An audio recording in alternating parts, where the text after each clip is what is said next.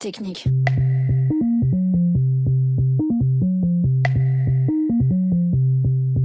Technique. Take the egg, break the egg, beat the egg, cook the egg, salt the egg, eat the egg. It's delicious. It's delicious. Technique. Take the nail, paint the nail, place the nail, glue the nail, hold the nail, dry the nail. It's beautiful. So pretty. Technique. Choose the leg, tend the leg, raise the leg, hold the leg, bend the leg, drop the leg. It's physical. Technique. Take the dog, name the dog, beat the dog, walk the dog. I have an ethical dilemma. Okay, you do. Something of a Sophie's choice. Okay. What's a comic book character named Sophie?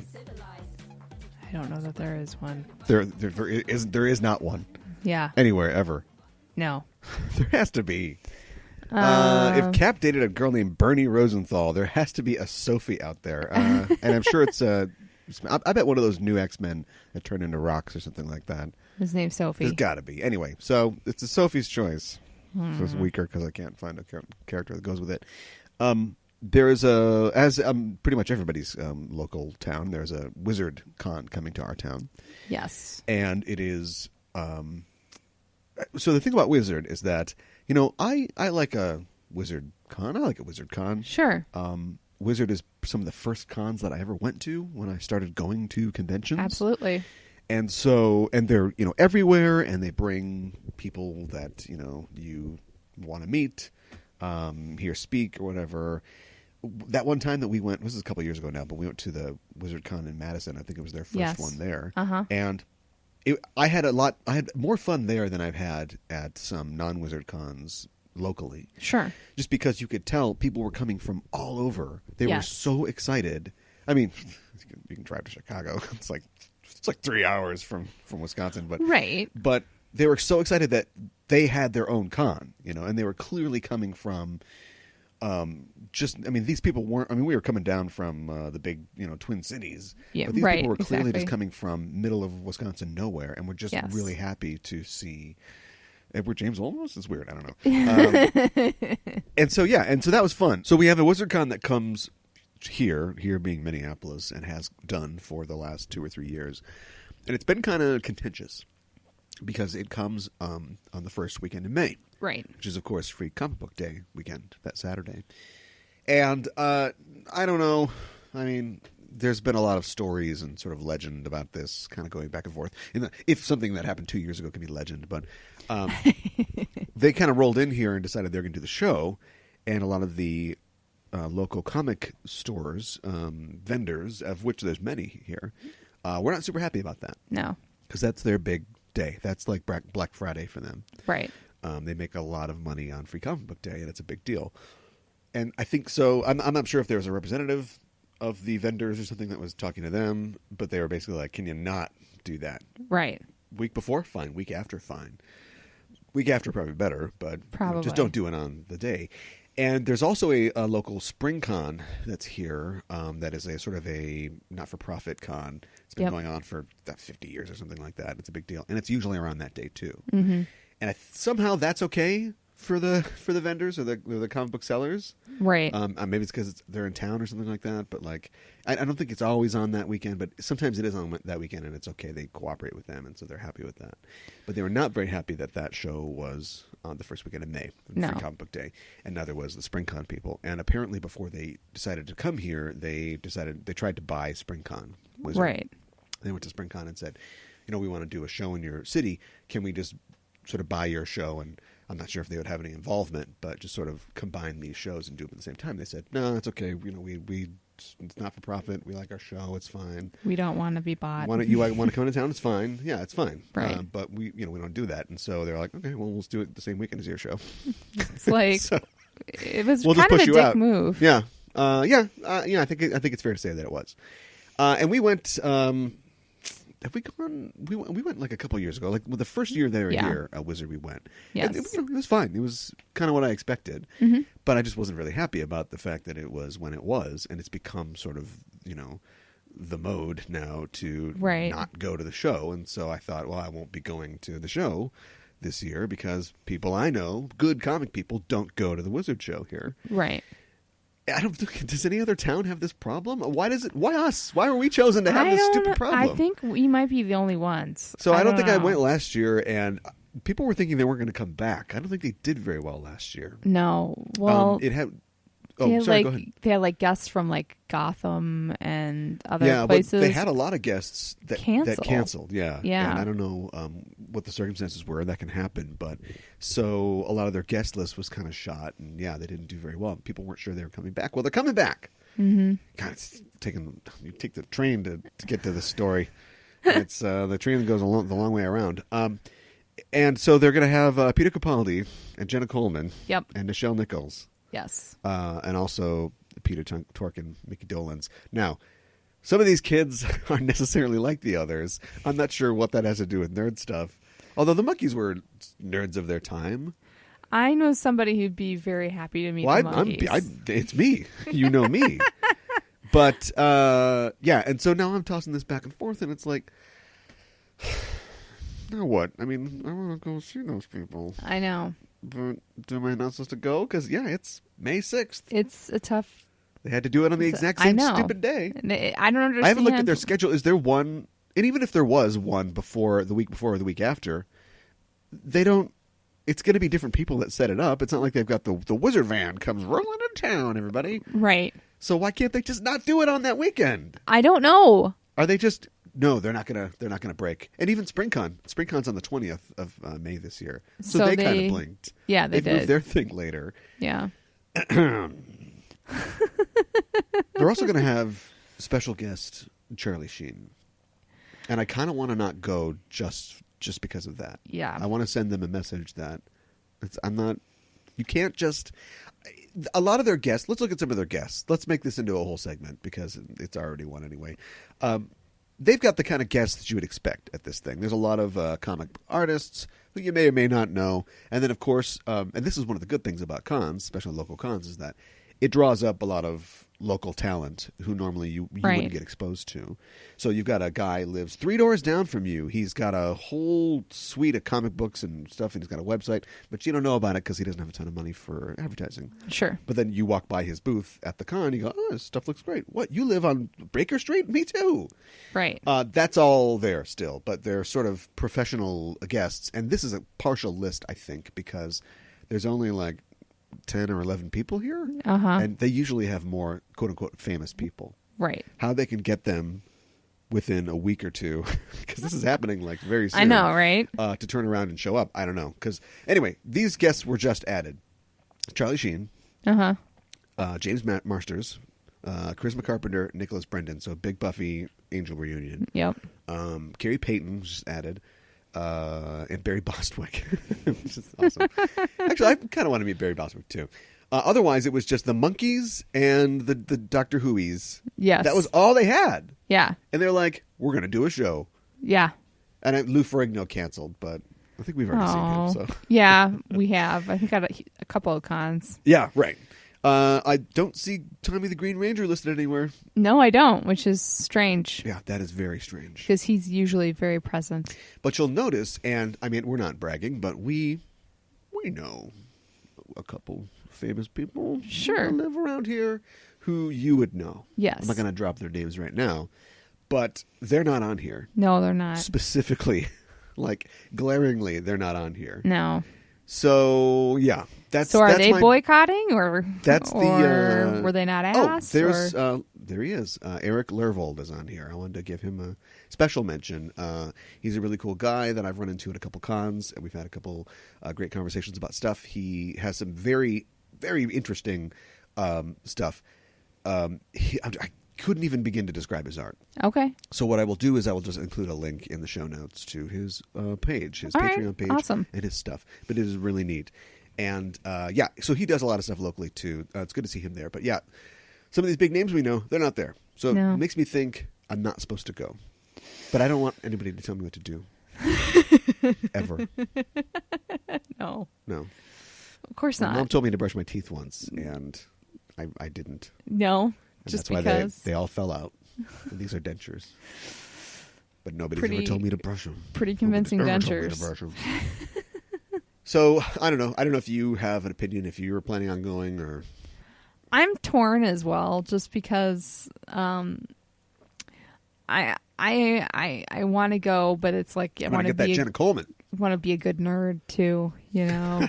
Right. And it's like, well, this, some show perhaps we can talk about the responsibility of the nerd community. yeah. The Buffy, so not a big Buffy fan. No. So for me, seeing those Buffy actors isn't a draw, but I can see how that would be super exciting to see, two of the Scooby Squad and the blonde vampire guy. Yeah. And that seems right on for a nerd thing. I mean, Nichelle Nichols, are you kidding me? I know. That's the one that hurts the most. But Charlie Sheen, to me, Charlie Sheen is just, that's where they are like, here you go. Here's some little famous people. It's you just little, like, you little shit faced. Give what? us your money. Like they just don't. I mean, he might be the most famous person. Charlie Sheen is not more no. famous than Lieutenant Uhura. There's no way. That's I'm true. Sorry. It's not true. That's true. You're correct. But what did he do that was nerdy? Like ever? He's never ever done anything that's nerdy ever. So why is he included in this list? I have absolutely no idea. He was in not Arrival, The Arrival, a movie about aliens and radio telescopes, where I think he played a radio telescope scientist. That's all I can think of. That's a stretch. But to me, it's the worst kind of pandering. Like, oh, you like famous. You're going to pay $80 to see a famous person, right? Right. You hayseed shitbag. Like, that's what I don't like. Yeah. That's going to push me over the top into not going. But then, oh yeah, Peter Capaldi will be there. It's like, I know. Maybe. No. Maybe he'll say at the last minute that he can't do it, because that was a big thing last year. I hope not. I hope not as well.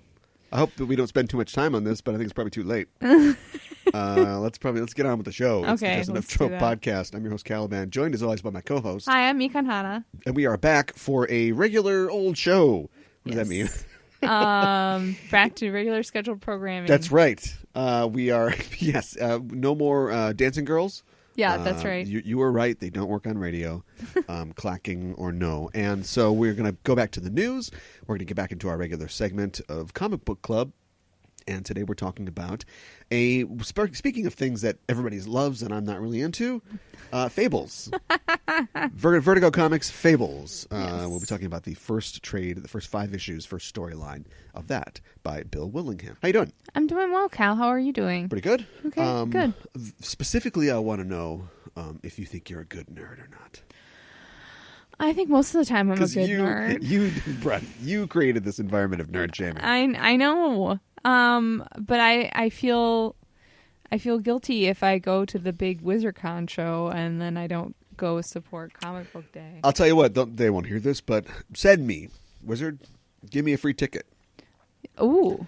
And then, I'll give free press. Sorry, I'll give my honest opinion if the show's no good, but okay. But I've been to Wizard puts a tight con together usually. Yeah. If their guests actually show up, Kevin Smith. So, otherwise, I say let's go for it. Let's get right to the news. So there's been a little bit of news. We skipped the news last week because we were just too busy. We had other things to talk about, but there are a couple stories that we want to pick up here. I just wanted to say real fast, maybe we'll just kind of bullet point these as we go through. But Ghost in the Shell, as I think you and I both predicted, the Japanese love it. Yeah. They don't care. No, they don't. know what this whitewashing thing is. They are not concerned about that. Which is slightly surprising to me, just because there have been other films that have come out where characters supposed to be Japanese and they're played by somebody who is also Asian but not Japanese specifically, and they've gotten really upset about that. Yeah. Yeah. And they don't seem to care in this at all. They just don't like Koreans. And wow. Well, or Lucy Liu, apparently. No, and they don't know, and they don't like. Well, she's Chinese, and they don't. Is she? Her name is. I think so. Or is it? We're not experts at all. I don't know. And they don't like actors who make it big but didn't sort of pay their dues. Do you know what I mean? I'll tell you what I mean. Yeah. I was really surprised by this. A lot of people were saying that the actress Rinko Kikuchi should have played Motoko Kusanagi. Sure. Wow, I made it through those. Okay. And I disagree. She's fine. She's okay, but I don't think she's like a fantastic actress. Sure. Maybe she could have, that would have worked for the major. I don't know. But she's probably like being in Pacific Rim and stuff, she's probably like the most famous Japanese actress I can think of. Sure. Japanese people hate her. In fact, the movie would not be doing well. So weird. If she was playing Motoko Kusanagi, and it's because I think she was in like one or two Japanese movies, but then she just jetted over to America and landed a thing in Hollywood, and then she was off to the races. And they didn't like that. No, I don't think they like that. So it's like, well, what do you want from me? I'm just trying to. I never blame actors for anything. It's like the Charlie Sheen thing. He's a ridiculous human being who I hope he finds peace. I hope he's happy now. But I don't want to talk to him or see him. I don't care. Right. And I kind of don't want to really support. Like, I guess this is how he makes money. But yet I don't blame him. Like, if a comic book convention and he doesn't know anything about comic books, or maybe he's a fan. I don't know. Maybe. Says you want to come to our show. Yeah. Yeah, of course. Yeah, I'll come to your show. Yeah. I mean, you're going to pay me, right? Right. That's why everybody has to be like Convergence. Because the guests don't get paid. Yes. So if you're going to come, you have to want to be there. You know what I mean? Exactly. And I think most people want to be there for sure. I mean, they'll bring you there. I think they pay for your ticket and stuff like that. Right. But like you gotta want to be there if you're going to come. So anyway, that is the deal. I don't have any specific figures, but it is doing relatively well financially, and it's actually rated. They have like their audience score type thing. It's on Yahoo. Oh, okay. It's like higher than the original film. Really? The Oshii film, yeah. That's surprising. Well, there you go. Nobody knows what the Japanese are going to do with stuff. No, nobody knows at all. Did we talk about this guy who's drawing the X-Men Gold? No, I don't think so. It doesn't tell you very much. X-Men Gold sounds like the finest, like the premium. It does. Yeah, it doesn't. It's not a twist top. You got to take that one off. Yeah. No, there's an artist called Ardian Syaf, who is he's Indonesian, and he wrote he's the artist on X-Men Gold. Sure. And he got in trouble because he apparently inserted political messages into the art of the comic book. I won't get into details, but essentially, it's protests against the current Christian governor of Jakarta, who people are not happy with. Yeah, and so anyway, they're just like little notes, like a character's wearing a T-shirt that's got like a Quran reference or something like that, and all this stuff. And so somebody, I don't know, the editors apparently just let it through, or they didn't know. They probably but some didn't reader was like, or something. I'm looking at the preview art here, and this is kind of weird. And so they, sent that in. He kind of got in trouble with Marvel.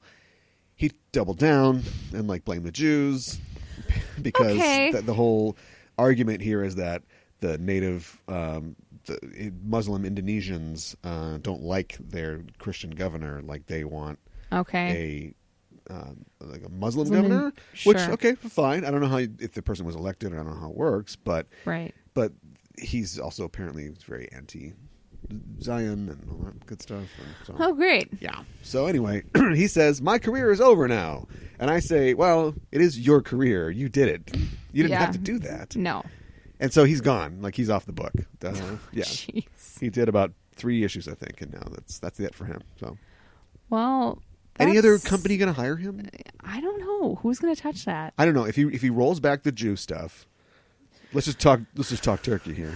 If he rolls back the Jew stuff, he's going to be fine. You know what I mean? Like that doesn't look good for anybody. No, especially in comics. Yeah, especially for working for Big Stan the man. Yeah, it's not good. No. Why do that? Just go. I don't know. Why burn bridges? I know. It's really unsavvy. I don't know how old he is, but he seems young to me. Yeah. And I don't think his career's over. I think he'll come back, but hopefully he'll be a little wiser about what he can and can't get away with. Yeah, and what he can and can't say. Right, exactly. In the visual or verbal mediums. Yeah, that's okay. It's fine. Well, it's not fine to hate people, but no, you can think whatever you want, but you can't stick that on the X-Men. No. And you also can't do it in a comic book where Kitty Pryde, one of the most famous Jews in Marvel Comics, is like one of the main characters. No. Like she is centrally featured in this thing. So yeah, people don't like his art anyway. They say it's not very good. So it's bad news. Marvel kind of screwed up the relaunch of like their kind of core title of the X-Men. Well, that's not good. I don't like it. No. Do you want to talk about Deadpool 2? Sure. That'll be fun. We don't have to talk about this horrible thing with X-Men anymore. We're going to talk about Deadpool 2. It looks like Josh Brolin has been cast as Cable. Perfect. I didn't know he was an option. Yeah, no kidding. Because he's doing the Thanos thing, right? Maybe because he's all digitized for Thanos, they figure it's okay. Yeah, I mean, depending on how far ahead they sort of write and plan these things, his work for Thanos could be done. Do you know what I mean? Yeah, absolutely. If it's just voice work, and then it's a couple little dots on his face for here and there. Yeah. So yeah, totally free, right? Yeah. Although Thanos will appear in a lot of movies, we're guessing coming up here. So I don't know. Anyway, there's time for this. I didn't even know that was an option. I didn't either. But it's perfect. He apparently, they wanted him to play the Batman in the new DC movies. Oh, yes. Because he was supposed to do the sort of Dark Knight Returns older Batman, which would have been great. But of course, they just couldn't. It was there, that shining, glossy apple, the Affleck apple, the Affleck. Yep. And they grabbed that instead. Yeah. Bit into it. Hollow. So anyway, he'll be bringing his talents to Deadpool 2. I think that's exciting. I still think Stephen Lang probably would have been a pretty good one. Pretty good shot. But yeah, I think that's pretty good. What's the last Josh Brolin movie you've seen? Gosh, I can't remember. I have no idea. Besides, I did that on purpose because I kind of figured that you weren't very familiar with it. The Thanos films. The Thanos films. The Thanos well, he didn't films. play Thanos in the Avengers, in the original Avenger film. He didn't. No. The only time he's played Thanos was Guardians of the Galaxy, and then, of course, this last one that just came out, Civil War. Okay. Because I was thinking, like, at the end of Avengers 3, but I'm like, wait, there is no Avengers 3. Oh, yeah, Civil War. Avengers 3. And a cutscene at the end. Speaking of cutscenes at the end, Guardians of the Galaxy, according to James Gunn. Yes. Well, I'll set you up. Hold on, I'll set you up. He says that there are 5 post-credit scenes. What would that sound like? If only we had some way to know what that sounds like. Oh, I just got a ding that somebody's on Facebook Live. Yeah. There's going to be 5 post-credit scenes. It's going to be real great. Right, and I just add him messing with his dog, and then he's trying to get his girlfriend into the stream too. And that's it. Perfect. Yeah. I knew exactly who that was. How is this going to be a joke? I don't know. I mean, it sounds awesome in a way, but how long are we going to be in the theater? And is it going to be like one after another? Okay. Or is it going to be like post-credit scene, credits, post-credit scene, credits? Right. And it's all going to be sandwiched in there. Or are they just going to run like Cannonball Run style or Smoking the Bandit style, like against the credits? Right. Oh, yeah, yeah. Bloopers or something. Groot's like, I am. What's my line? What? Seriously, come on. Yeah, I don't know. Anyway, so Screen. I don't think it's you can review it just yet, but outlets have seen the film, and Screen Rant said that there was 4, and Gunn was quick to jump in and say, no, there's 5. So maybe Screen Rant left a little too soon. Maybe. Yeah, that because the after credit scene is you expect it now. You go to Fences and you're waiting for Samuel Jackson to show up. Which I don't think he was in the movie. He should have been in that movie, right? Yeah. Has he done so much silly stuff that when the serious stuff comes up, he's like, "Why did I get a call about that?" Yeah, maybe. I mean, I had to shoot a Capital One commercial that day anyway, but it would have been nice to be asked. So yeah, we'll have to see. It's certainly going to be silly. Question for you. Yes. Is this going to be the best movie of all time or the greatest movie of all time? I'll take my answer off the air. Ooh. The best and the greatest, I think. Both. Because I'm worried about the sequelitis thing. Are you? You have to be. I mean, The Expanse, whom hopefully our listeners have discovered because we won't shut up about it in the past. It's lost right now. I don't know what they're doing. It's clear that they had maybe 4 episodes worth of story and they're stretching it out into 15, 16 episodes or whatever. And it's like, right. It's not very good. And it's disappointing. It is disappointing. But this James Gunn guy who wrote Romeo and Juliet, somebody made an error, a computer error, and he received $80 million to make a movie about a comic book nobody's ever heard of, and it was the biggest movie ever. And I know somebody else, whatever else, Harry Potter or something, got the most money that year, but everybody was talking about Guardians. Yes. It changed the conversation completely. And now they've given him another $100 million or whatever to do it again. And it looks like instead of just being, well, what do we do now? Now it's going to be like, okay, all the things that we got away with a lot in that first movie. Right. Now I've got all the things that I knew I couldn't get away with in the first movie. Like, right. I didn't, use everything you've got. Don't leave anything behind. Make a movie like you're never going to make another one. But what are the things that first time out you were like, there's no way anybody's going to let this be in a movie? I think those are going to be in the movie now. Right. I think it's just he's going to do everything. And so maybe upending the idea, and I'm going way out on a limb here, but of a tree person. Upending the idea of a post-credit scene by just jamming, put major plot moments like in the closing credits or something like that. Like the entire time they're like, where did that guy come from? And then like maybe you see where he came from, like at the final end of the movie or something like that. Right. That's what I'm hoping for. I hope that they really drive it home, and it's not, or it could just be they won't let us make a Howard the Duck movie, and so here are 5 scenes that are 5 acts of a Howard the Duck movie that take place just in just a brief like 30 seconds clips. That would be something. That's what I want. Let's talk about other movies that are Marvel, Disney, like everything these days.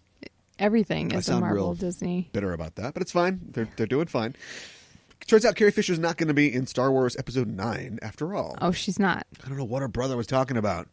Oh, I thought her stuff was all done. Yeah, Todd. I thought her stuff was all done.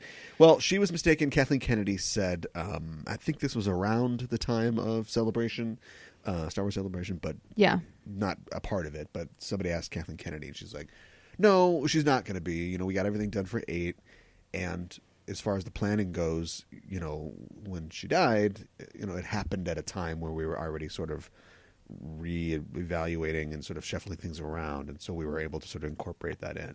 Okay. So we are going to get a sort of, she's just gone. And then maybe some character will go, it's too bad. Too bad about Princess or whatever. Oh, great. Yeah. Okay. I mean, what do you do? That's what they're trying to figure out right now. I don't know. Envy them. I don't envy them either. I mean, you look at Star Wars and just like plotting it all out and all the different characters and everything. I don't envy them trying to figure out how she exits at all. Yeah, but it's just a movie for kids. No, it's not. Yes, it is. George Lucas said that. George Lucas is... I think if you told him to brush his teeth, like he'd pull them out with like a pliers. Probably. Because he was at Celebration and he gave a speech that was like... there was clearly the time that it's like, all right, you can just run, George. Just do whatever you want. And then you're going to move into the part where you tribute Carrie Fisher. And he took like his time, and it was just like, where are you going with any of this? He's like, so just remember, this is a movie for kids, he says to 50,000 collected adult fans of Star Wars who are there to celebrate. And he took a shot at like mean critics, critics who were mean to him about the prequels or something. It's like, what? All right, and they're getting the hook, and then he just goes right into the Carrie Fisher thing, and it's fine. It's beautiful. It's touching. It's like, oh, okay. But yeah, Saved it, George. It's for kids, for sure. Carmen Sandiego, where is she? We're always trying to find her. I don't know. She's going to be on Netflix. That's where she is. Okay. Netflix is clearly power mad. They are money mad, and they are just greenlighting everything. And they have greenlit a Carmen Sandiego series. Now, is it going to be like the original TV series where it's like a game show for kids? Or is it going to be like a series like where we actually see her? Okay. It's an animated show. Okay. Gina Rodriguez from Jane the Virgin is going to play the voice of Carmen. Okay. There is a character, the player, is going to be in it. Okay. I'm not sure if it's going to be like metafictional, like it's a video game or something. And supposedly it's going to explore her origins, which nobody cares, but no, whatever. You never even see her face. If you take the gameplay out, like if we're not going to find her at the Coliseum or something like that, then what is Carmen Sandiego? And right. So all we have is to just dig into her backstory. Are we going to get the a cappella group back? That's what I want to know. Yeah, I'm sure there'll be some kind of nod to that. So what I want to know is, now we have to get right down to it. She's a bad guy, right? Doesn't she steal things? Yeah. She stole the Eiffel Tower. Yeah, I know, right? Like we don't want to glorify that. So why she's a super spy. Yeah, but why not take a chance and like maybe you can't change the property too much, but like introduce her opposite number. Introduce like a hero. Yes. Who is trying to find her. Maybe that's the player. Right. Like if she's the swiper, who's the Dora?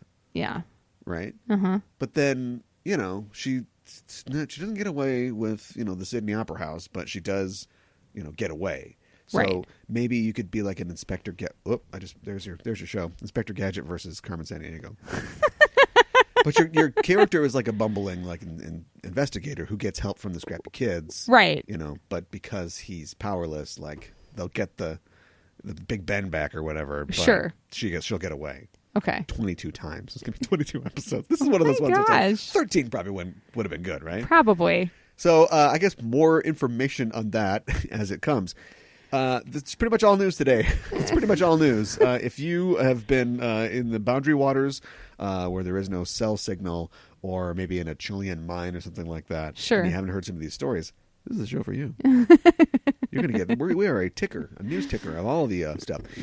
Captain Marvel has found its director, or should I say directors? Oh, in Anna Boden and Ryan Fleck, who were directors of the movie Mississippi Grind, which is that movie that always comes past my Netflix or Amazon thing, and I go, Ben Mendelsohn and Ryan Reynolds, so close to pushing play, and then I go and watch something else usually. So I've heard good things, but that's interesting. A duo. Yeah, exactly. How does that work? Marvel's first female director, but she has a man to help her if things get too much for her.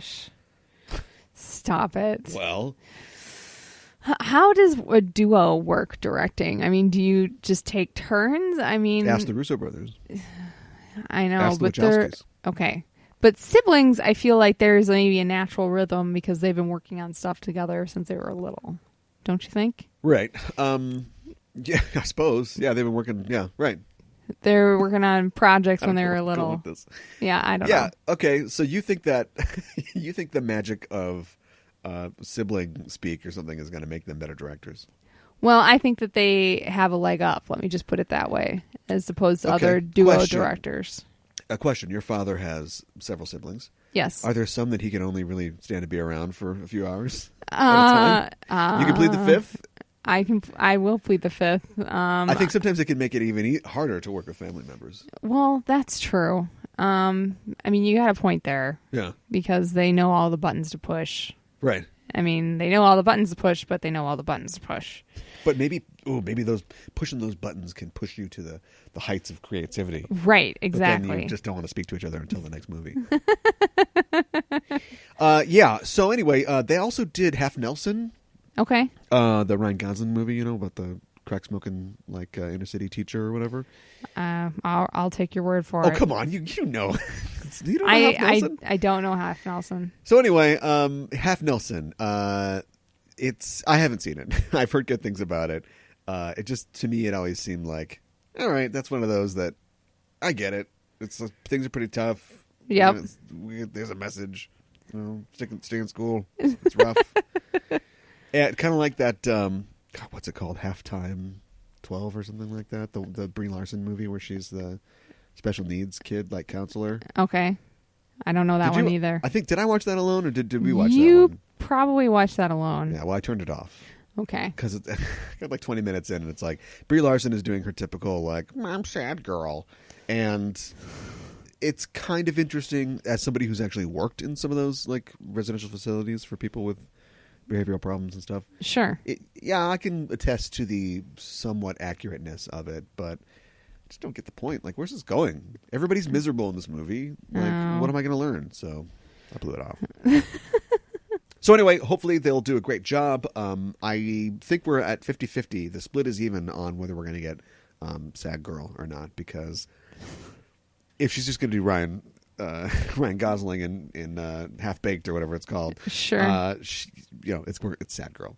Mississippi Grind, I haven't seen, but Mendo, he's going to be sad at some point, but he's got to do the other stuff too, right? And Ryan Reynolds is kind of the same way. I feel like they keep trying to cast. Maybe it's his choices, the things he picks, but he's funny. He's a funny guy. Yeah. He was on a pizza place show, and like, they keep trying to put him in like a coffin or something like that, or put things in his mouth, aliens, and do like these serious things. And it's like, no, yes, he can do serious stuff, but do more funny stuff. Yes, let him be funny. Let But him not do like, his thing. yeah, but not these like Dane Cook scripts that Dan Cook rejected, comedy movies that he was doing No. when he was ruining his career. Will Smith. Yes, Will Smith. What about him? Mr. Summer. Well, Yeah. he's about to blow the doors off another big vehicle, the live-action Aladdin movie. Oh my gosh. We were talking about this before. This has been a kind of like a slowly creeping subplot in our Did he in our show. Did he turn down Dumbo so he could do Aladdin? Is that what It's starting happened? to look like it. Yeah. To be free for Aladdin, he is up for the genie role in the live-action Aladdin. Oh, I could see him having fun with that. So, For sure. what white kid will he be playing opposite? Oh, God. I mean, they're going to go ethnic for the genie, fine. But if it's live action and it takes place in Agrabah, Right. none of these people should be white. No. None of them. No. But they're not going to. I hope we don't...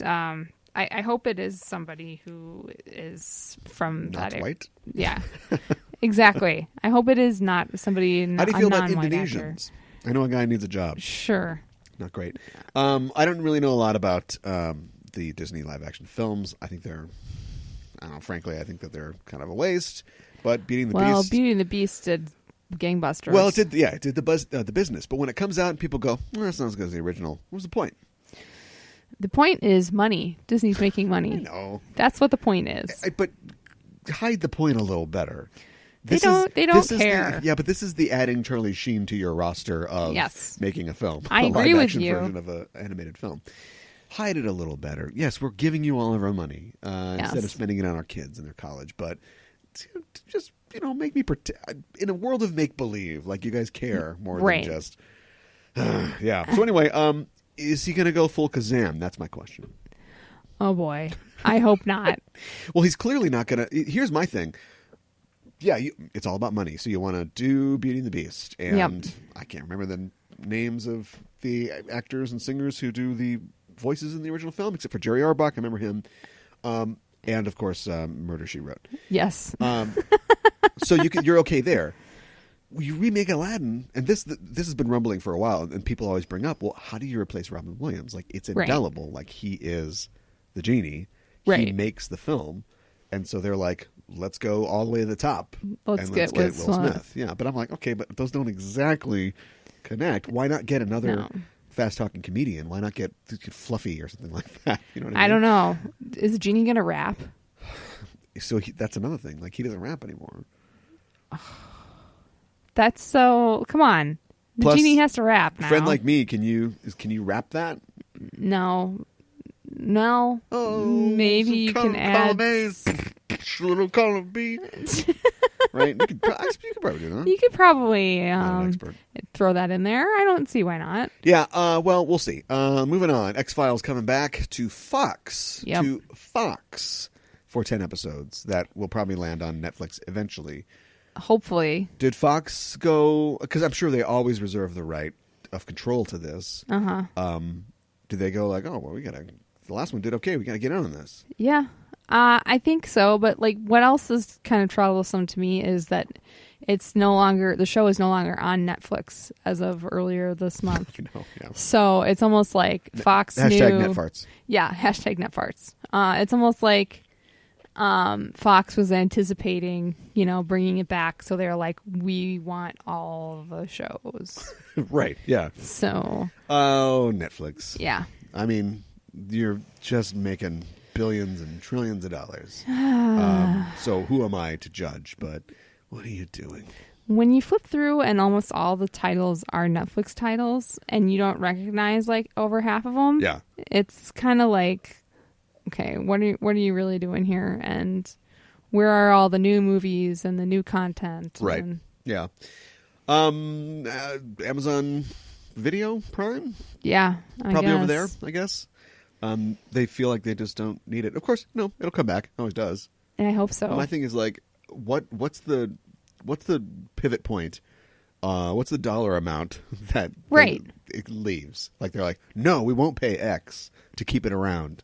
And then it comes back in a month or two, and you're like, okay, so what changed? How much different is X from Y? Because I have a feeling that they're probably in the same tax bracket. Probably. So why not just pay the extra? Is it by paying, you pay more, and then the next time they come asking, they ask for more, and you set up this sort of pattern where, we're just going to pay whatever the licensees want or something? I guess so. I don't know. I don't know how They're they doing decide. fine. Like, do they sit around a huge oval table and like? That's what I picture too. Yeah, Not and smoky. decide. You would have been smoky 25 years ago. Now Right. nobody smokes. No, now they're eating like fruit and stuff like that. Fruit. Yes, they're eating fruit. While they're talking, it makes the negotiations just very sloppy. Fruit flying everywhere. It's a little gross. Yeah, but I mean, do they just do that and just decide? Like somebody has a gavel and like, okay, we're letting this one go. Right. We're going to keep this one. Right. And I just don't understand how they decide all And they're of this. screaming at each other, and then the girl comes in with lunch, and she's like, "Oh, good." They're like, "Oh, great. Did you have the turkey salad?" And they're very nice to each other. And they're like, Yes. Oh, so delicious. Okay, well, are we good? Yeah, that was delicious. A little coffee? Great. All right. Begin. They hit that gavel again. Like, no, you're going to do the thing.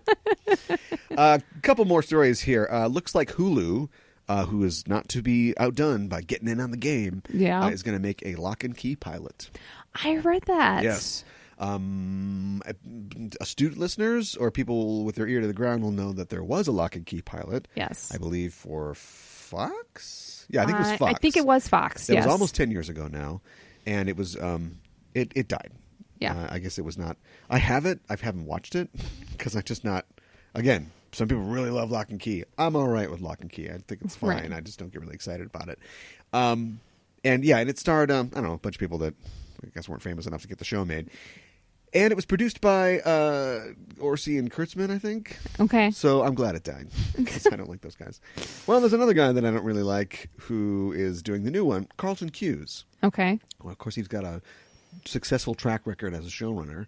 So I think this thing has a good chance of Lost, amongst other things. So I think this thing has a real chance of getting through. Well, that's positive. I mean, I know that all the fans of Lock and Key who are really disappointed about the pilot, the original pilot didn't get, through, will be excited about No, this. it's not Orsi and Kurtzman. It's, or it might have been, but it's Akiva Goldsman. Oh, Yeah, okay. So that needed to die. Okay. Strangled in its crib. This pilot will be directed by Scott Derrickson. Okay. So that's when you're Scott Derrickson, you've got your Blumhouse kind of stuff. You've got and he doesn't do all. That's not all he does. Sure. But you've got that's pretty reliable. Can you making some of those? You get a shot to do a Marvel movie, which has got to be a big boon for you. Yes. But isn't necessarily going to turn into like a lot of bigger projects. Why? Not necessarily. Why do you decide to do a pilot?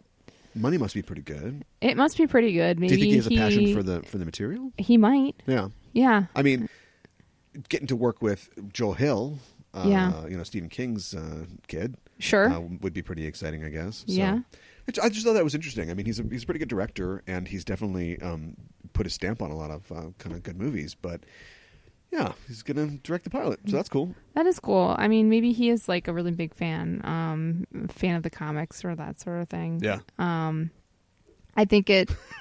If I ever worked with Joe Hill, I'd be like, "Hey, punch your dad for me, okay? For 11/22/63. Just hit him right in the face." A lot of unpopular opinions on this show. Are you ready to move on, or I got one more story? I'm ready to move on. No, I got one more story. Okay. The Wheel of Time. The Robert Jordan series. The what? The Wheel of Time series. I don't know the Wheel of Time This series. is going to be a tough story. Then we should have moved on. Okay. It's moving forward as a TV adaptation with Sony Pictures Television. Okay. The Wheel of Time, there's like 14 books in the series. It's a sweeping sort of... I haven't read it. I don't know anything about it. There's a few things that you can get away with, like not having read. Sure. As a good nerd, like we were talking before. And I kind of feel there are some people who would, get really angry with me by saying The Wheel of Time is like, hey, you don't have to read it. Okay. But whether that's true or not, I haven't. There's like 14 books. They've Sure. been around for a long time. I think they started in like the 90s. And yeah, so, a lot of people like it, really like it, but Sure. I don't know anything about it. I know one thing, though. It is sweeping and epic. and it would probably make 14 seasons of a great show. Okay. Or at least you could boil it down to 6 or 7. Okay.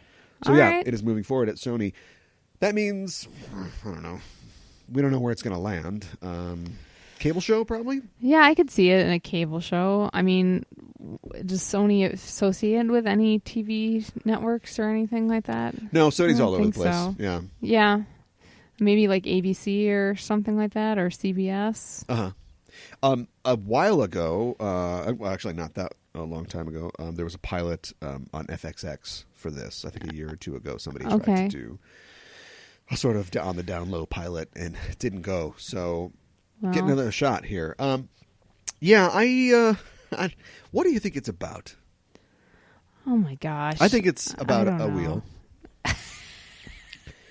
And this wheel Yes. turns. See, now I want to go to Lost because they turn the wheel and the light or something like Right. that, and then it changes time. Right. But this wheel is, it runs time, Sure. but it's like run with a rubber band. Okay. Essentially, not literally. There's more sort of metaphysical concepts in play here, but so you gotta keep this wheel in good condition, okay? Or time's in trouble. Okay. Got to keep it well oiled. Right. And everything. Exactly. And so there is a cadre of engineers, time-engineers, Sure. who go after this wheel. They're taking care of it, making sure it's running every day. But Of then course. Alfred, the junior time engineer, he's starting his job today. Okay. For years he's been trained in the ways of time engineering to care for the wheel, It's and now he's important. going to start. Yeah, right. But his first day on the job, he doesn't want to screw anything up. He's Right. an apprentice, but he notices something's wrong. Something's wrong with that wheel. Yeah. He can tell that the rubber band is coming off. And he says something. Nobody listens to him. No one will listen to him at all. Oh my gosh. Poor And- Alfred. No, and he's right. The rubber band breaks. First day. And the wheel goes all out of whack. And then time goes all out of whack. And he has to go on a crazy adventure to Okay. fix the wheel of time. Okay. I like it. It's kind of Fantastic Beastie. Don't even start. All right, so what do you think the wheel of time is? I think the Wheel of Time is a giant clock that is shaped like time. Describe that shape. What's time shaped like? It's like, I don't know. I'm just picturing a huge giant clock, But where's the wheel? and there's Is a it like a wagon wheel clock? inside of Like it. the wagon wheel coffee table? Yeah. Harry Met Sally? Okay. Yeah, All right, I see where you're going with exactly. this. All right. And then what happens with the clock? People just stare at it? It's very important, and people have to make sure that it never derails because that's really I'm going to sue you. This sounds a lot like my story. I think you've been does. reading over my shoulder my bit of paper.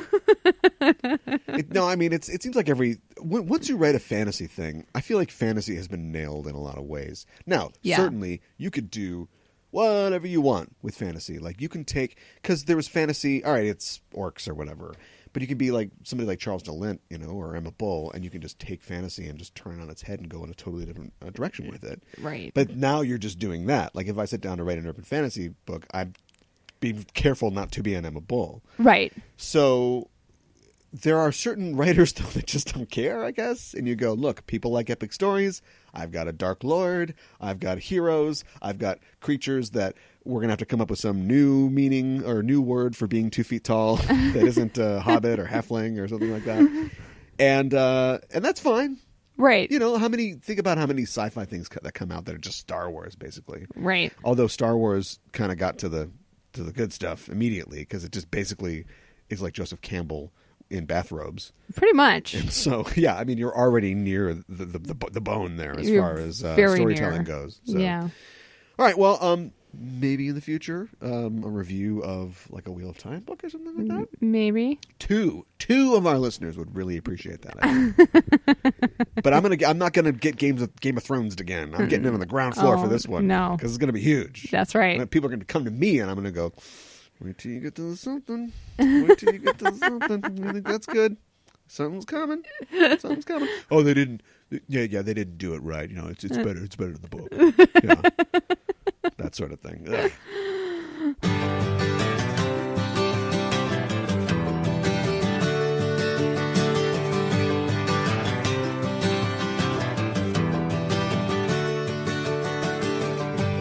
Today was a fairy tale, you were the prince. I used to be a damsel in distress. You took me by the hand and you picked me up. Imagine a fantastical world where fairy tale characters come to our world and have to deal with each other, the extended sort of ongoing stories of Snow White and Cinderella, and they have a quest. There's an enemy they're trying to defeat. And you can see it all on ABC on Tuesday night, I'm assuming. I don't know when it's on. We're not talking about that, though. We're talking about something similar. We're talking about Fables. Fables was a comic book, a Vertigo comic book. Actually, funny story, the last Vertigo comic book. Really? Yes, because it ran from 2002 to 2015. Vertigo was all but dead. It was essentially dead. Like 2012, maybe 13, I think is when Hellblazer wrapped up. And so Vertigo was pretty much shot, and yet Fables kept running. Okay. And so they were basically like the last book to carry forward my the Vertigo line until it's been rebooted recently. So okay. Yes, the one that swept up, locked the door, refilled the ketchup bottles in the Vertigo restaurant. That was Fables. Created by Bill Willingham, and Lan Medina is credited for creating it as well. Okay. He's the penciler on this graphic novel, the first 5 issues that we read. Sure. Although Mark Buckingham is really thought of as the sort of main artist. Yeah, he's the guy that stuck around the longest. Yes. What is Fables about? Fables is about basically these fairy tale characters had to come to our world to escape the adversary, which is this enemy of theirs who basically came and destroyed all of their lands and killed anybody in its path. And so they escaped with their lives, but a lot of people didn't even get to bring their fortunes with them or their castles. And then they have to kind of blend in New York City. So Snow White is kind of helping run Fabletown or what have you. Cabletown, right. Yeah. And I think it's Nat King Cole. Unforgettable. Oh, not Nat King Cole. Old King Cole. Old King Cole. Yes, and you even see his fiddles 3. Yeah. It's a great little visual detail. Yeah. You're running out of steam here. Is it possible that you don't have much more to say about Fables? No. So basically there's that. And yeah, we get the pitch, right? Yeah. I mean, that's kind of the pitch. This isn't the first story to sort of do that. People have seen something like this before. It's the blending of the fantastical, right, with the sort of deconstruction of old fairy tales, yes, fairy tales, and the kind of fairy tales that we tell little kids and stuff like that. What's the specific plot of these 5 issues, though? This is the first story arc. This Welcome to Fabletown. Right. Yeah. The first story arc is kind of like a noir story, kind of like a mystery whodunit. And basically Biggie, who is the big bad... Baby. Did you mean Big B? Yes, Big B. Wow. I wish he was Well, Biggie. I know one thing. We're going out with I'll Be Missing You. That's how this segment's going to end. Go ahead, continue. Yeah, let's take Big B out and put Biggie in this story. Yeah, I think Biggie should be... He just shoots Blackbeard or Bluebeard. Yeah. Story's Don't have over. to deal with him anymore. Right. Why'd you shoot that guy? Blam, shoot you. And then he gets Snow White and Rose Red in a hot tub, and that's the end of it. Oh my gosh. That's so much more. I want to read that comic. Let's get somebody to make that. Sorry, go ahead. Tell us the story. Big B is like the big bad wolf, and he's the big bad wolf in all of the fairy tale stories. So yeah, I was not to interrupt you, but it seems like a lot of these characters are they embody like an idea. Yes. You'd think, okay, so you've got Jack and the Beanstalk, you've got another Jack. All the Jacks have left my mind. Jack Horner, sure. Jack and Jill. Yeah, but they sort of collapse that by saying, in what I would think of as a kind of Neil Gaiman-ish kind of way. Yes. I feel like that lots of Vertigo books live in the shadow of Sandman, and I think this one definitely does. Absolutely. We can get to that in a second. But yeah, so like Jack is pretty much every Jack from every fairy tale. Yes. And the Big Bad Wolf is the Big Bad Wolf who ate Grandma, is also the Three Little Pigs Big Bad Wolf. Like, he's also that sort of thing. Yeah. You kind of get screwed, though, when you get, like, Cinderella's in, like, one story. Well, she's not, like, that's more true. than one person. That's true. Although Prince Charming is Prince Charming. Yeah. So Prince Charming is in Snow White. There's a Prince Charming in Cinderella. It's the same Prince Charming. Yeah. Yeah. So, sorry, go ahead. So there's a whodunit. Jack comes running to Bigby, and there's been a huge, horrible thing has happened. And he takes him back to Rose Red's apartment, where there is blood splattered everywhere, right. and Snow White is there as well. And Rose Red, you should mention, is Snow White's sister. Yes. Yeah. So Snow White is Snow White in the Seven Doors, and Snow White and Snow White Rose Red. Right. And Rose Red. And which are two different stories. Yeah, and a lot of people. Rose Red is a character from Fables. She just doesn't have a Disney movie, and so right. It's interesting that Willingham tried to take, like, the Flycatcher. He tried to take, like, some people that, even though they don't have Disney movies, they still exist in this fairyland, and they sort of are here. And Rose and Snow White don't really get along. No, they're kind of estranged from each other. Yeah. But Snow White is still obviously concerned that her sister is injured, possibly dead. Right. And she's nowhere to be found. Like, her body is not there. So there's blood everywhere, but she's not to be seen. So basically, Bigby has to try to figure out who done it. And so he's going around, and he suspects Jack at first, and he questions him. And then he also, Bluebeard is another character who comes into suspicion. Sure. And they find out from Bluebeard, who was like a pirate, I believe. No. Bluebeard was the guy who lived in the castle, and people would marry him, and then we'd never see those girls again. Okay. And it turns out that he she opens the door, and there's, like, 7 heads mounted on the wall, and then she gets it. Yeah. Okay. Fantastic. So this is a really great guy. Well, it's interesting because the casting is done for a purpose. Like, you picked specific people, and Bluebeard is also a guy who the shot is that it's not cool or easy for them to live in Fabletown. A lot of these characters are like, there's two things there's, like, really rich people who maybe lose their riches or have to defend their riches. Right. And thank God we're white and rich and we beat that dragon. And then there's, like, the poor people who, through their wit and wisdom and magic, become rich. Right. It's all about being rich in Fables. Right, exactly. In actual Fables, it seems like. And they've all lost their money because they've been driven out of the place where their lands are. I assume they have, big rooms full of gold and stuff like that. Yes. Nobody's got that. So everybody's working at Starbucks or whatever.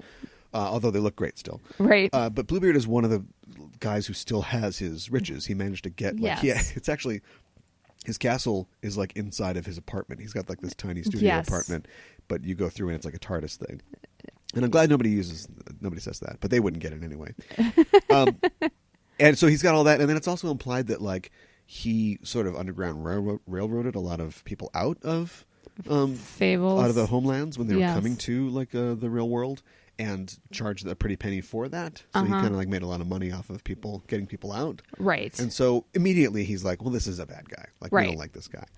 And we find out, so it was known that Jack and Rose Red, so they're dating. Right. And they broke up at a certain point last year, and she was with Bluebeard. Right. And so that's why they go and question him. And they find out from him that they're actually secretly engaged, and that she had signed a contract with him. With Bluebeard.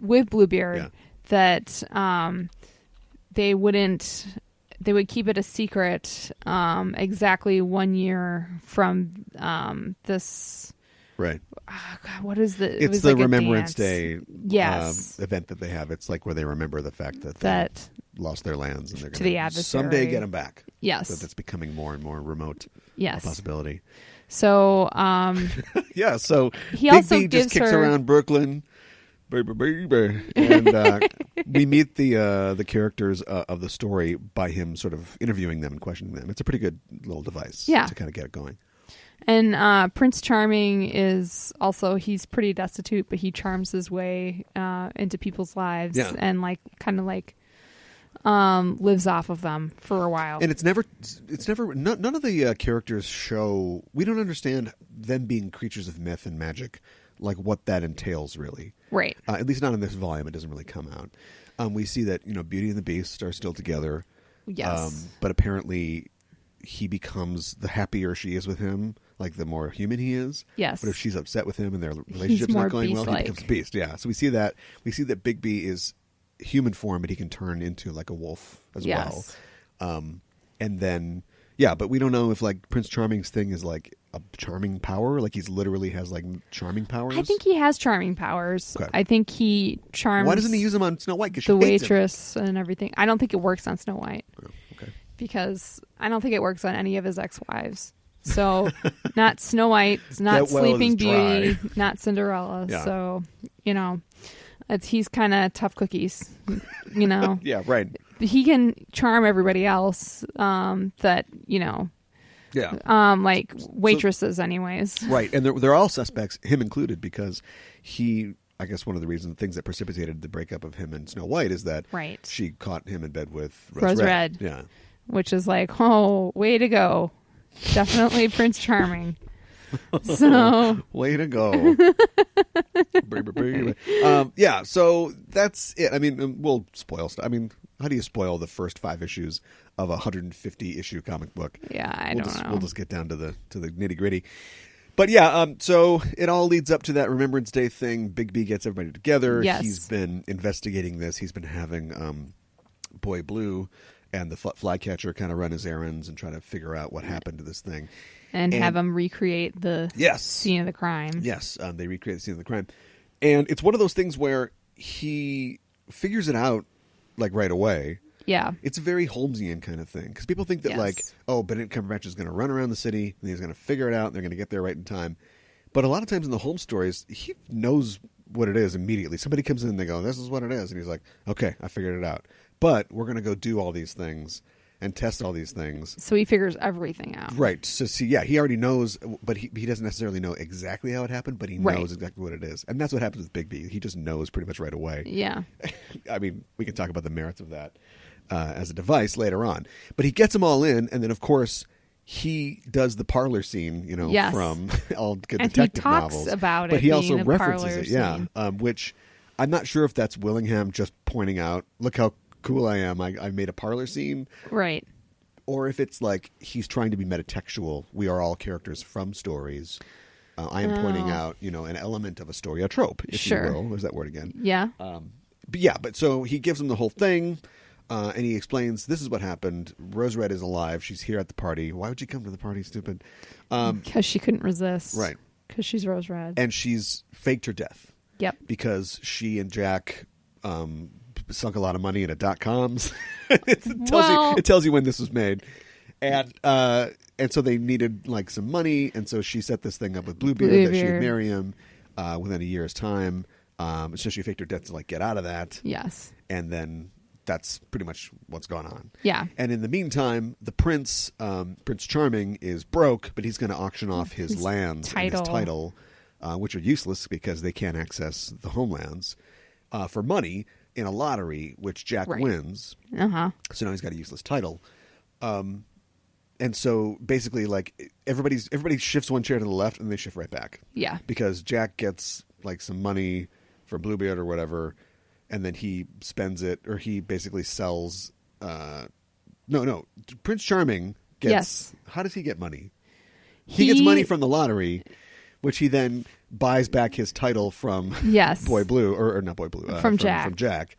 So everything, the story ends and everybody's back where they are, pretty much. Pretty much. And Bluebeard is in jail or on probation or whatever. Because everybody's worried that he was going to marry Rose Red and then kill her right away. Because that's what he does. Yeah. Why would you marry Bluebeard? I know. Nobody should marry Bluebeard. No, like, that's ever. the moral of the story. Everybody should know better. Yeah, no kidding. Don't. If your granny has really big teeth, call the cops. Yeah. And don't marry Bluebeard. Did you like this? Did you like Fables? It was enjoyable, but not 100% enjoyable. I mean, do tell. Snow White's kind of annoying, which is hard because she's in it so much. So you would think that they would want to make her likable. Yeah. But she's just kind of a brat. So yeah. And just kind of tells Big B what to do, and tells him where Brooklyn's at. I gotta stop with that. Yeah, I'll be honest. I don't like it. No, it's not going to be again a show of unpopular opinions. But I don't like it. It definitely there's a lot of this, and there are like a dozen spin-off series. Yeah, there's a lot of spin-offs. There's a lot of material for Fables, and I just am not really impressed. It definitely develops as a story and a world and a concept as it goes. Right. Yeah, but definitely. I don't really like those either. Okay. I just don't. I don't like it. I don't like Willingham's approach. I feel like, and of course, this is 10 or so years ago, 15 years ago. Maybe he's gotten better. I don't know. But I feel like all of his characters talk the same. You think about like sure a character's voice, how a character talks or interacts, or just a characterization. I feel like they're all the same. I just feel like it's the same. Like Bendis does this. People love Bendis's dialogue because it's non-traditional. Sure. For comics, and I agree. But when his characters are talking, they all sound the same. They're all kind of clever and foul-mouthed, and then it's just like there's one microphone. And the voice coming out of the speaker is Brian Michael Bendis's, and they're all just passing the microphone around to each other, and now you get to talk. And I feel like Willingham's characters are like that.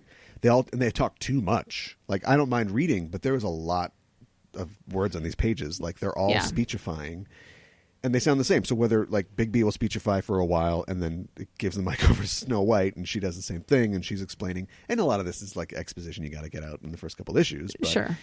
And so I just think that you've got a world full of characters of which we are all familiar. Yeah. So we know these characters, and this is an adult, R-rated Vertigo book. So here's your chance to undercut things, maybe what's Boy Blue's deal, or what's Snow White really like when she's at home. Right. And at least in this volume, I don't feel like we get any of that.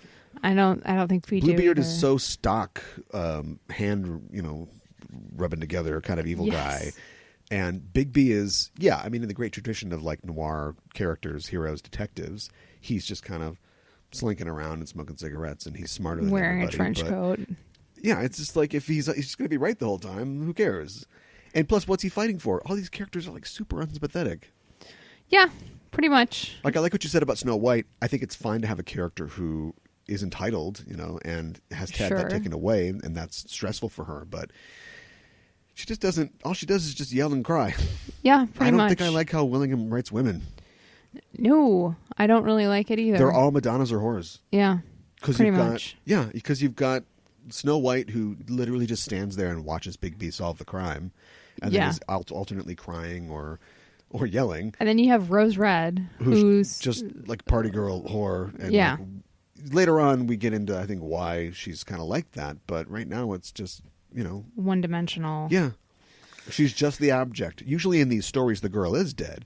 And so we have to figure out how the girl got dead. And maybe we learn a little about her on the way. But instead, it turns out she's alive. She comes back into the story and adds nothing when she returns. Right. It's just really sad. And also, like, there are red roses on her dress. Like, could you be more obvious? Yeah, there isn't any snowballs on Snow White. Yeah, no. Thank goodness. So, yeah.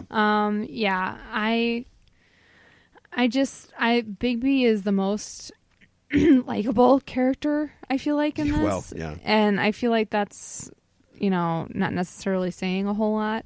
I wish there were more sympathetic characters. I wish there were characters in this that I cared about, that I wanted to come back for. Yeah, it'd be nice. So I want to like this because this is the sort of thing that I would like and Big B is the main towards. Right, and you can find this stuff other places. It's just that this is what people hold up as the meta fairy tale sort of book. Yeah. And you said before, Big B is the most likable. It doesn't help to have him walk around and like talk shit about all the other characters. Right. It just makes everybody else even less sympathetic. Yeah. Because you think, all right, Jack is the incorrigible trickster kind of character we've seen in these fairy tales. He's the guy that we should like. This doesn't really focus on him. And he definitely gets his own spinoff later. Yeah. But you think, okay, he's kind of in a bad element here, but we're going to like him, right? He's going to be endearing, Right. engaging. No. Bigby's just like, this asshole. And like, that's it. That's all we get out of Jack. Yeah, pretty much. It's just sad. Choppy, so sloppy. What the hell? I don't know. I think that maybe so they're threatening Bluebeard in like the last issue or the 5th issue or whatever. Yeah. And about how he's the one that kind of lost out on this deal because he loses the money. Although he gets paid back though, but he wants the wife and all that. Right. And they're like, no, you're not going to get the wife. Right. We're basically, you tried to kill Jack, and so we're letting you off the hook for that. But if you want to go to trial for that, fine. Right. And then what the punishment is, we'll cut your head off, kind of like you did your wives. Right. And then Big B's like, choppy, so sloppy. It's like, what?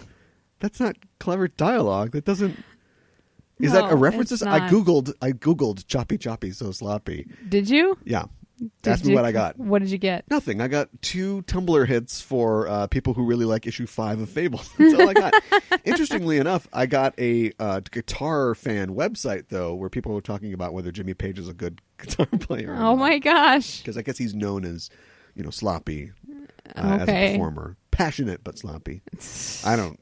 I just like I don't get that. a whole lot of love. I don't know. Yeah. Boy, would you recommend this? I don't. Can you? I don't think Everybody would. has read it. Probably. I know. Yeah. I don't think I would recommend this just because I think there are better things out there like Sandman, for example, Yeah. that are more worth your time. Another one you don't really have to recommend. But, No, but so I don't think I would recommend this. I think How about you, sadly I Cal? would not either. But like we said, it's pointless because everybody's read it. I think that it falls into the Vertigo trap. Okay. I can improve that. We'll improve that later. Where, hey, we get a chance to take something and you can use the F word. So that's going to make it completely different. And you'd see this in Vertigo. There'd be some really standout sort of transcendent books. There'd be books like Preacher, which I think is not as good as people say it is, but Garth Ennis he's doing something. He's trying for something. Sure. And you get books like this where it's like, let's do something from a new angle, but then it's, it's rated R. So, I never thought I'd see Cinderella doing that. Right. And that's the only hook it has. And it never really grows beyond that. Yeah. And I do think that it's problematic. Like his depiction of women is problematic. And you go, what are you talking about? Like, they're like heroes in their own right, like later on, like Cinderella's, got a machine gun. She's going around doing stuff. It's like, yeah. But that's just... She's like James Bond or something like that, I read. Not really. Okay. Well, kind of, but not really. Okay. And it doesn't, but we still come back to that sort of male voice and the Madonna horde complex thing. Right. Which is too bad. It is too bad. And... She's no Rose gotta from be something Sandman. more. No. I'll tell you that. Trying to think of, right, there are more female characters in Sandman, right? Well, Yeah. Death. Yes, Death. Of course. Of course. So, I don't think I can recommend it either. No. It's too bad. I wish we could recommend You it. hear about something that is so well loved, or at least so popular. There's a Fable Con. Yeah. I think that's still going, and this thing has been over for, I guess it just wrapped up couple recently. years. But it's still going. Yeah. So, I don't know. Sorry, Bill. Don't really know him, but if I ran into him, I'd be like, I like Proposition Player. There you go. But Proposition Player, it's a 6-issue miniseries about a gambler who basically ends up gambling for people's souls. Like he ends up in like a casino in the afterlife, basically. Okay. And that is like misogynistic. And it's about him like being smarter than everybody and then like explaining how smart he is. Okay. But it kind of fits like that kind of gross world of like Afterlife Vegas. Okay. I think he wanted it to go longer and be something else, but it just was a 6-issue miniseries. I don't know. All right. For some reason it works there for me and doesn't work in Fables. There's a story, an old legend Yeah. about Bill Willingham going into ABC in the mid-aughts and going, guys, Fables on TV. What do you think? All these characters are free. They're all public domain. Oh, boy. We make this show. We have them do some stuff. Maybe we get that chick from House, and we're off to the races. And they're like, okay, we'll see. And then a couple years later, Once Upon a Time. And Bill Willingham's like, excuse me? Yeah, no kidding. Yeah. Do you think that there's enough, enough there to sue over? I don't know. I mean, maybe, possibly. I would have to see how close his proposal was to what they actually ended up doing with Once Upon a Time. I mean, Once Upon a Time has Mulan. Yes, and he doesn't. her spicy Szechuan sauce. Okay, all right. Come on. Yeah, right. But I guess I would just have to see how closely his ideas were to see if it was worth suing over. Yeah. But well, I don't know. They are awfully similar ideas, at least. Yeah, they are. But and again, like he's not the first person to think about doing something like this. Well, that's true. Yeah. And I think that this is not necessarily a totally completely original idea of like fairy tales in the real world, but right. it's a unique telling of that. So yeah.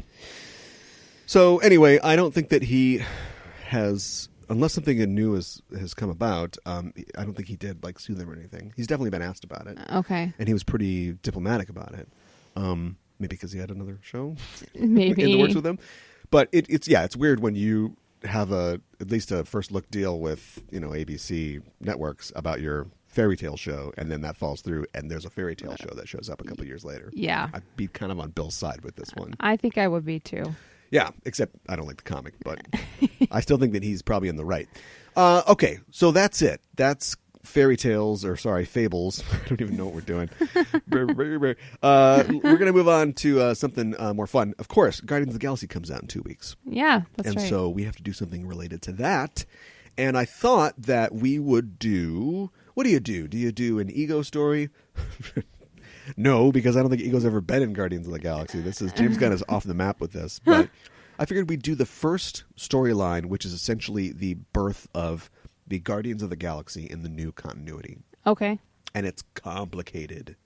Okay. Keith Giffen. Do you know Keith Giffen? No. Keith Giffen is sort of the king of the Marvel cosmic stories. Okay. There's this whole side of the universe, literally, that we don't see. You're watching Iron Man fight Titanium Man or something like that. Okay. Meanwhile, the In-Betweener and the Silver Surfer are doing something else. And so he's kind of always written these stories. He's did a lot of Thanos type stuff. And, sure. And so that's kind of what we're doing here.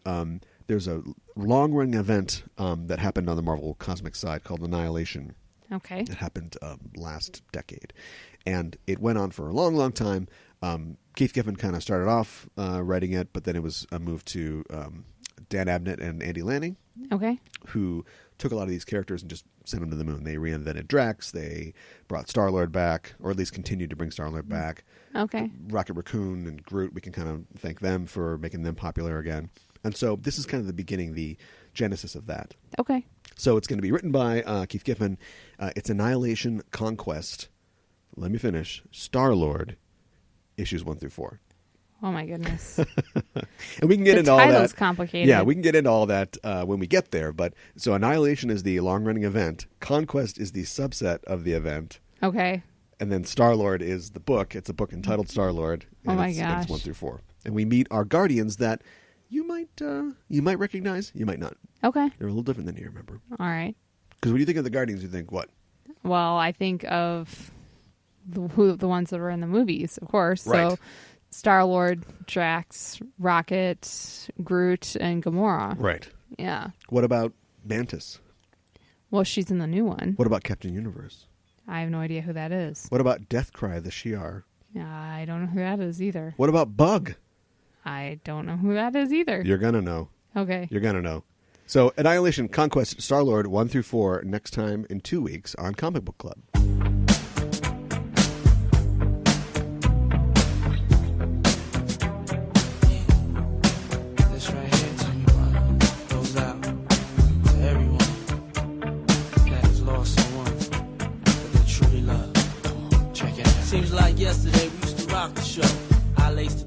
I forgot to mention, and we can just do it now, that Telltale Games is a game company that does these sort of visual novel games. Sure.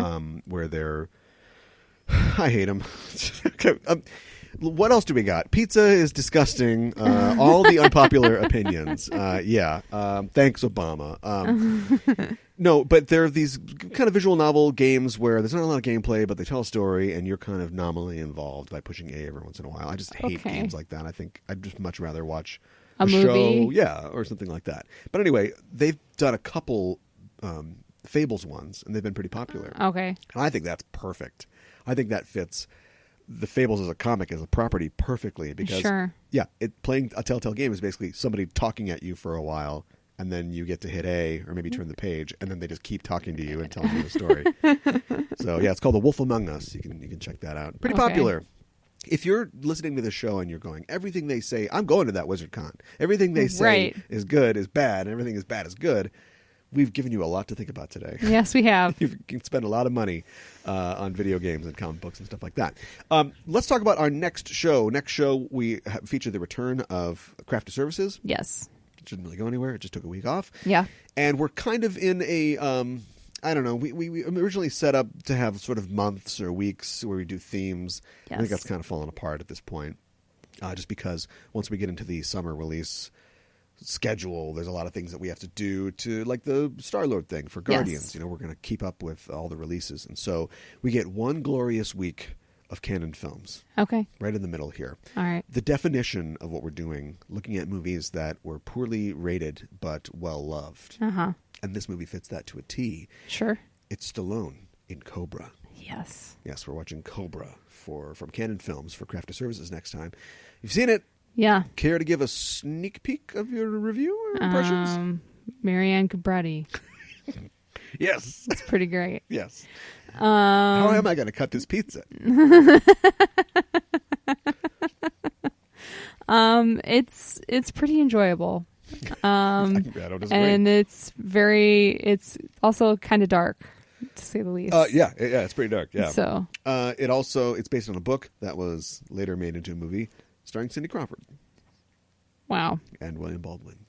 We can talk about that too. Okay. It would be a good double feature, but I don't want to watch that movie. It sucks. Okay. So we'll be talking about Cobra on our next show. Until then, you can find us on social media, as you always can. Go to Facebook and Twitter, and you can find Just Enough Trope. We'd love to hear from you and join the conversation. You can also go to iTunes and look us up at Just Enough Trope on iTunes. If you go there, can you leave us a review? We'd appreciate it. We'd love to hear how you think we're doing. And if you want to subscribe to the show, I would do that. It is the best way to get the show. It comes immediately to you when it's ready. And give us a review. So important. Or rating, excuse me. Very important. This is how iTunes knows that we're doing a good job, that you like us. And when we get high ratings, we move up in the ranks. More people get to see us and like us. And everybody gets what they want. So give us 5 pints of blood. Because that's how you fake your own murder, folks. Right. I got an idea. Maybe they just kept saving blood and it just got out of hand. They just kept saving it. He's like, we got like 20 packs of these blood. She's like, where's blood? We need some blood. We need some blood for this. And then you just walk in and the walls and the ceiling, everything's red. It's like, I think she's dead. Well, don't do that. That's a dumb idea. No. Give us 5 stars instead. We'd appreciate that. I think that's it. Any final thoughts before we head on out of here? I'm looking forward to talking about Cobra next week. Yeah. So. Yeah, me too. It's going to be an axe bashing good time. Yes. Axe clinking, bashing. Pig. Brian, make sure we can see the spit. We really want to see the spit come off when you say pig. Yeah. So that's what we're talking about.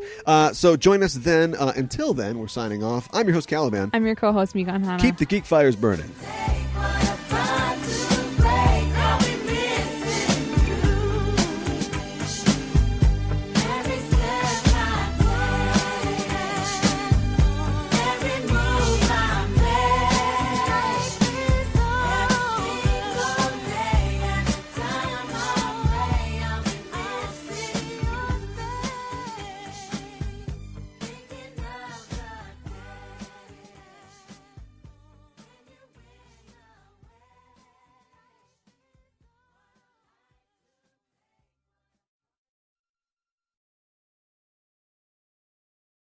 Baby.